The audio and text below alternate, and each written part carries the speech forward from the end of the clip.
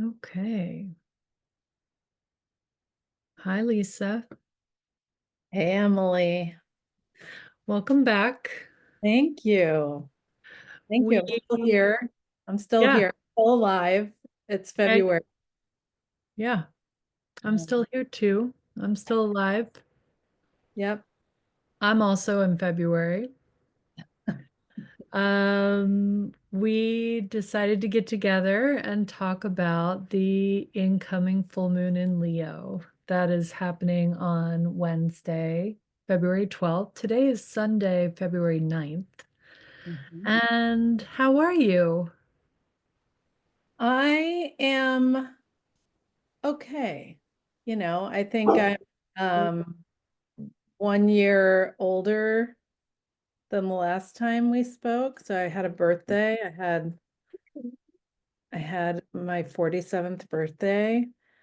Um, I have been going a mile a minute during this very busy Aquarius birthday season in my life. And, trying just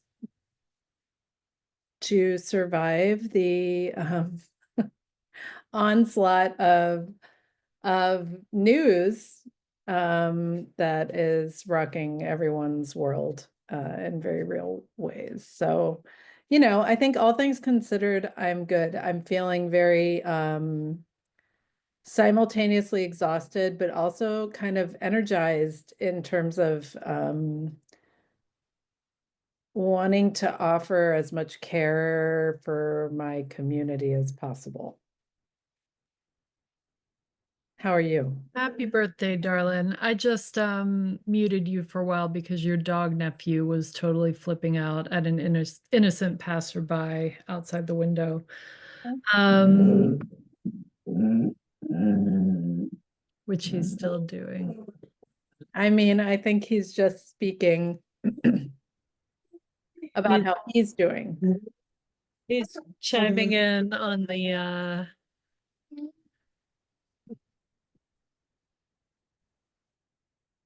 Oh, did you the mute again? difficulties of being a human being in the material world right now. Yeah, same. I am feeling all the feels, and I am definitely keeping my boundaries up, my energetic boundaries, and trying to ride the waves of the wild, wild, wild news cycle and the wild everything that's shaken down right now. But I know you did a really cool workshop yesterday that just looked and sounded really exciting. And Yeah, I did the workshop as part of my friend Xenia's bigger business course, but it was all about the heart and heart energy. And I feel like that is um, such an important place to begin to land, when we're feeling really anxious and overwhelmed is just coming back to our breath, our body, the heart. That's been really helpful for me in the last couple of weeks. And I get psyched about a Leo full moon. Like whatever's going on in the world, I'm gonna be excited about the Leo full moon. well, yes, ma'am, because you have major Leo full moon action in your birth chart. That's right. You come to that really honestly. So, I mean, who better to invite to talk about that than you, my I sister? feel like it's the Leo full moon is always like the moment when I'm like, like part of me comes back to life. Like no matter how exhausted I am, no matter what life is like throwing, I could like have like norovirus and on the Leo full moon, I would still be a little bit like, I'm coming out. I want the world Let's to. go. Yes. And So, I hope I'm not revealing too much when I share that you did go roller skating yesterday. yeah, I did. I went roller skating yesterday and it just, I mean, that was really actually very good for my Leo moon. Hmm. And while I couldn't go as fast as I wanted to or as freely as I wanted to because it was pretty crowded on the roller rink floor. Um, God, just bringing a little bit of joy, strapping on the skates, you Yes. know? Yes. I love that for you. Yeah. I can't think of a better Leo full moon activity. I was So just gonna let's, say, I mean, can we just think of a few more things that might be, is there anything really more Leo centric than like going roller skating as a I 47 mean, year old woman on a Saturday afternoon? It I wasn't mean, a celebration of a birthday, but it was um something that I was like, I remember, I love this. I have loved this since I was a child. And Leo, fifth house, children, creativity, um, you know, all those things. So for the Leo full moon, maybe a good thing to do is really like try to remember some of the like simpler joys that you really were digging on when you were like, you know, 5 years old, six, seven, eight. footloose, fancy-free kid. Yeah. Yeah, just for Um, the fun of it. yeah, for the hell of it. Right. But I think, it's so interesting right now because it's really difficult sometimes to get that to find that energy of just for the fun of it. And even when we're doing things that have felt fun to us in the past, there's a heaviness right now. It's hard. I think people are having a hard time sometimes accessing that, like their sense of joy, sense of fun, the ability to kind of show up and enjoy like the simpler things because everything feels so dire and serious. But I will say, aside from the roller skating, I also put effort into, not to make this all about me, but I do feel like for the first time in a long time, I like properly celebrated my birthday. I invited people out and I felt like I was a little nervous to do it because I hadn't like gathered people together in a long time. I hadn't like put myself out there in that way in a long time. And you're like, yeah, is anybody gonna like want to come out? Like, what do we even do now? Like, you know, but I feel like everyone was psyched to like get an invitation for just a simple like hang, you know, like I don't know. It was just like really, it was really good. The And I full feel like people really want to enjoy to find little pockets of connection and joy right now. And that little bit of effort of sometimes pushing ourselves outside of our like doom scrolling and isolation, I think can go a long way. I love that. Yeah. Well, let's get into the magic of it all. I wanted to ask you to pull some cards for us, and we'll talk about the astrology of the chart for the full moon as well. Um, Yeah. but I thought we'd start with cards.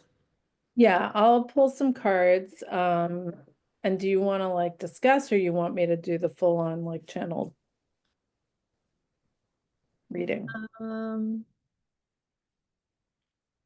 well, why don't I talk a little bit while you're pulling the cards? I'll talk about the chart for the full moon, which I'm not going to share, but I'll talk about what it looks like while you're pulling the cards. And then you can talk about whatever comes through. Does that sound good? Yeah. So, a full moon is always an opposition between the sun and the moon, and the light of the sun is illuminating the moon. So we have our sun in Aquarius right now, and the moon is in its opposite sign, Leo. And that axis, that opposite, is all about Leo being all about the heart and Aquarius being all about the mind.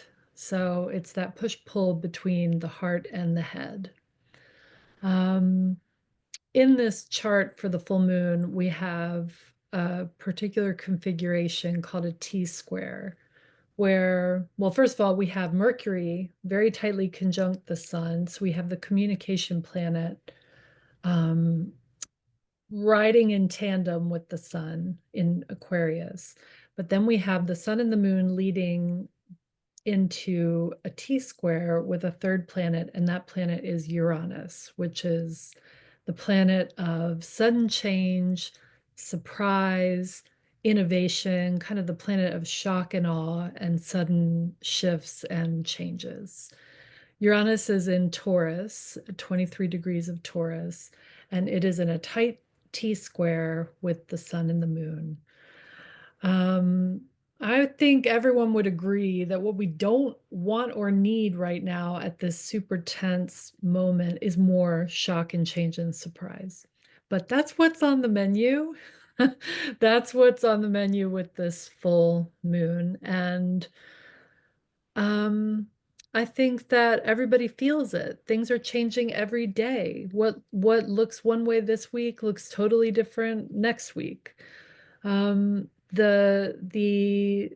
goal and the medicine is for all of us to learn to stay present and grounded and stay in the moment and really regulate ourselves as much as possible and figure out how to do that. So I'm going to pause there and see what you pulled and see what you've got to say, because I'm sure that as usual, our work dovetails so beautifully together. So go for it. Well, Emily, I pulled four cards. And what can I say? The first card that we got is the Nine of Swords.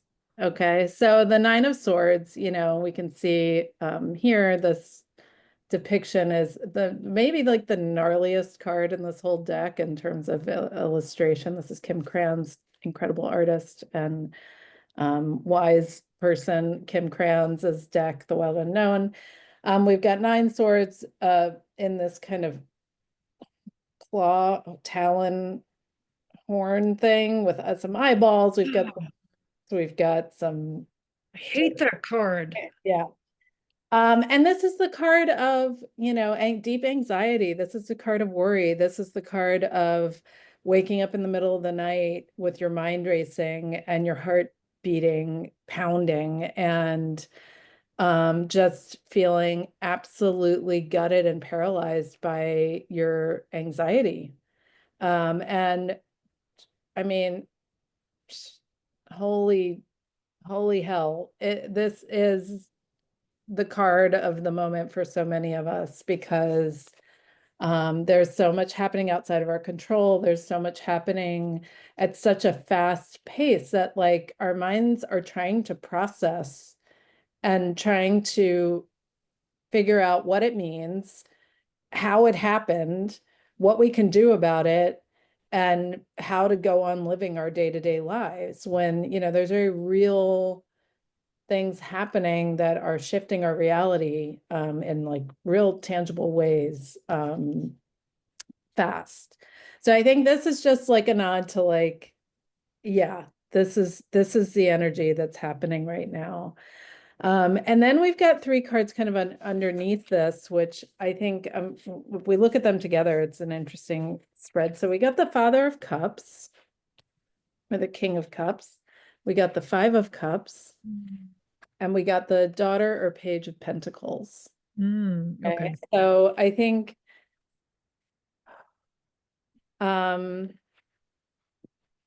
this cup energy at the Father of Cups and the Five of Cups, this is dealing with like our emotional body. This is dealing with our connective tissues and our bodies and minds are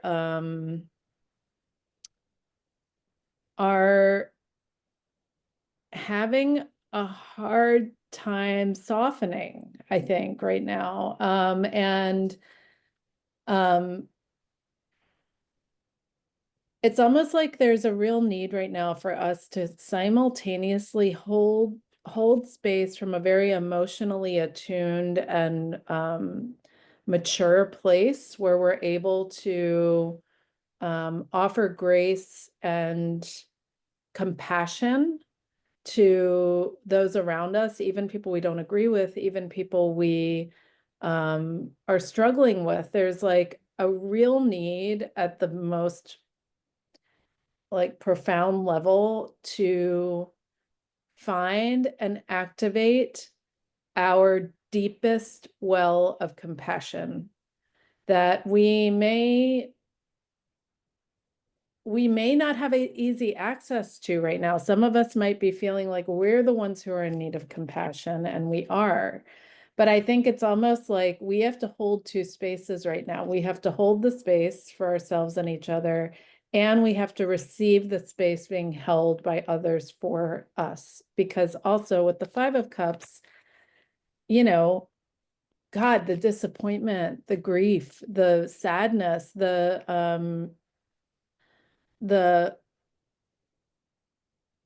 feeling like that are like, how much more can we take? How much more can our hearts take?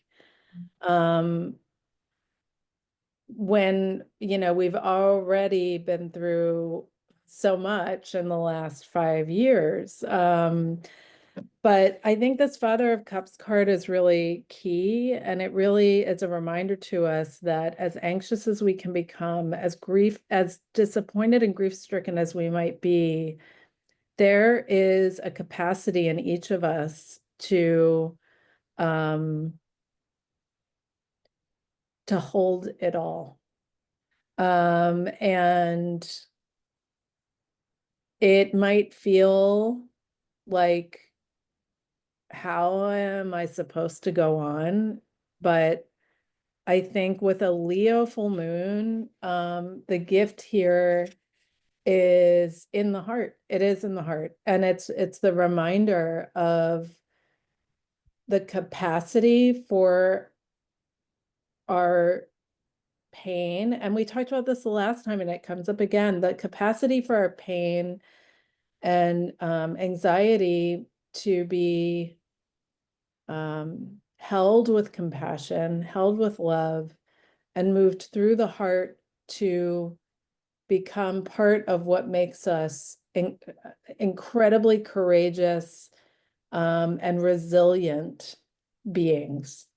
Mm. But we have to do it for ourselves. We have to do it for each other. And then landing on the Daughter of Pentacles, this is like beginning again. The Daughter Page, we're sometimes we talk about that being like coming to the suit with like a childlike approach. And with the Pentacles, we're talking about earth energy. We're talking about our earth. We're talking about how we connect with each other in a tangible way. We're talking about our bodies, like any attention you can give to your body right now, on a daily basis, like every morning, even if it's like 5 minutes of like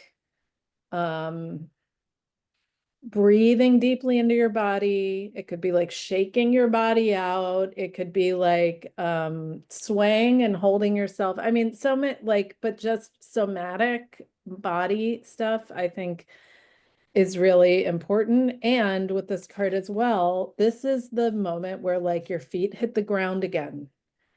And you're like, okay, I'm standing up. I've got this little baby deer. I've got, 4 wobbly legs under me, and I'm gonna take a step forward in this new landscape where I don't know Wonderful. what's gonna happen, but there's a rainbow of possibility here. Yeah. There's opportunity and possibility through our connections with each other, through our connections with our bodies, through our interconnectedness of our heart with the earth and with each other. And this is the moment. I think a full moon is often about releasing, so I think these cups are kind of helping us wash out and release, um, soften the swords a little bit, and then, get your wobbly legs underneath you as we head towards Pisces season, as we head towards the end of the astrological year, Yeah. which is going to bring more of that watery energy in. But it's really important to have your feet on the ground, even if things feel shaky. Yeah. Can you hold up all the cards together? Yeah. I've got some things to add from more of an astrological point of view. So beautiful what you just said about all of those. So, yeah, and I feel like Let me see when these. I see it's the Nine of Swords, right? Yeah. Oh, sorry. That the word that always comes to mind when I pull that card, first of all, I'm always like, ugh, when I pull that card. But the word that always comes to mind is agony. It just looks like agony to me. Um, and cups energy. I mean, the full moon in Leo, of course, the sun is in Aquarius, and cups energy is all about community. And Aquarius is the community archetype, of course. Um, the idea of remembering that with all this heart energy that we are all connected, like you said, and that we are all in community, that we have community available to us is important because I think it's easy to feel really alone right now. And it's easy to feel really despondent. It's easy to forget that a lot of the things, a lot of the structures and systems that we need to get through this, other people have already started or are already working on, and they are able to be tapped into right now. Um, the sad horse card, the Five of Okay. Cups, Yeah. um, so much grief. And I think there's with the anxiety card and the grief card, there's so much fear as well. One thing about this chart with the T square, when there's a T square, there's always a, maybe I will share the chart just real quick to show the configuration that I'm talking about. So here's our T square astrologically. Here's the sun in Aquarius, the moon in Leo, and Uranus in Taurus. So the T square is here. It's this triangle. When you're looking at a T-square, you have to fill in with your mind, there's a missing part over here, and it's important to fill in the missing part to understand the T-square. So because we have the apex of the T-square in Taurus, the missing part is Scorpio, the opposite sign to Taurus. So that's the part that I'm thinking about for this T square and this moment, the Scorpio energy, the fear, the going deep, the stuff that nobody wants to think about or talk about. That's the stuff that we need to be thinking about and talking about. We need to be dipping into all that right now. Nobody has the energy or the bandwidth to really be thinking about and talking about all that stuff, but it's right in our face. Right. And with Scorpio, I always think transformation, too, like that it's going to the deepest, deepest, darkest, most taboo or unspeakable depths in order to transform, you know. Yeah, Um, yeah, yeah. I think a lot of us want to skip to the part where the transformation has already happened, but we're not there yet. Yeah, yeah. And the daughter of cups, cups or pentacles, sorry, the daughter of pentacles. Pentacles is also about our work in the world Mhm. and rethinking at this moment our work in the world and rethinking it in through the lens of community and how to be of service and how to be of um, how our work is going to be of service in the new world that we are going to be creating together. Yeah. Once we get through this really daunting, terrifying moment, which we are going to get through. Yeah, and I think with the Daughter of Pentacles, it's important to remember that that stuff, your work in the world and like serving community, it doesn't have to be a big thing.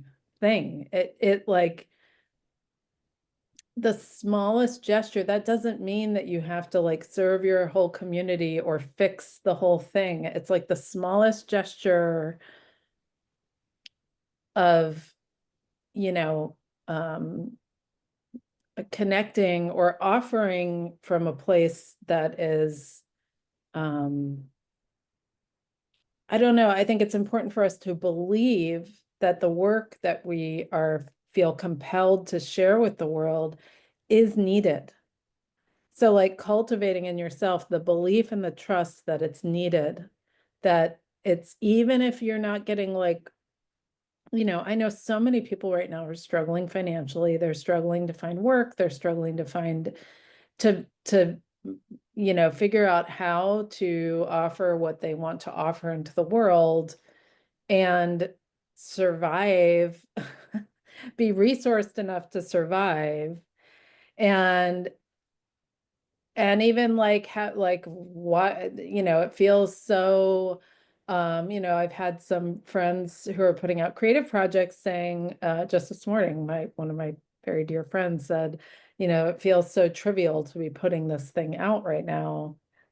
And I just feel like anything with your work in the world that you're offering from a place of sharing authentically and offering people an opportunity to connect in some way is really important right now. And that can be in so many different industries and so many different like ways of sharing, like tune into what yours is. And it's important, you know, trusting that somebody out there needs that song you're about to put out or needs the, whatever the service that you've been thinking about providing or needs the invitation to come co-work with you on Tuesdays to help everybody get out of their funk or whatever, it's like there's so many different ways to be of service. And I think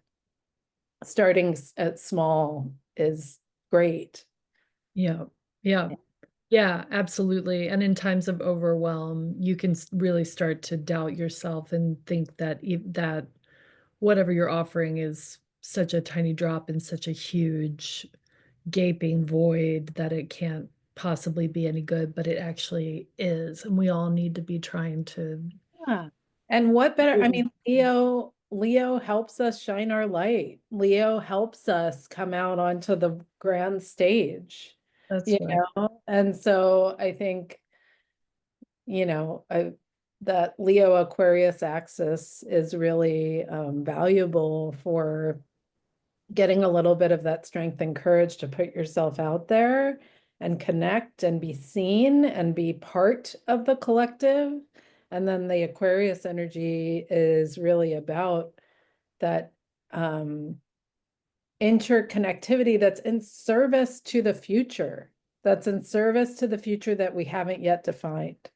Yes, yes. So important to remember that. And with Aquarius, there is that push-pull of Aquarius and Leo both being fixed signs, but Aquarius has that future visioning and that innovation inherent in the sign that has that futuristic thinking Yeah. available to it. And if we can possibly conjure the energy to be dreaming of a better future right now, that's very well starred.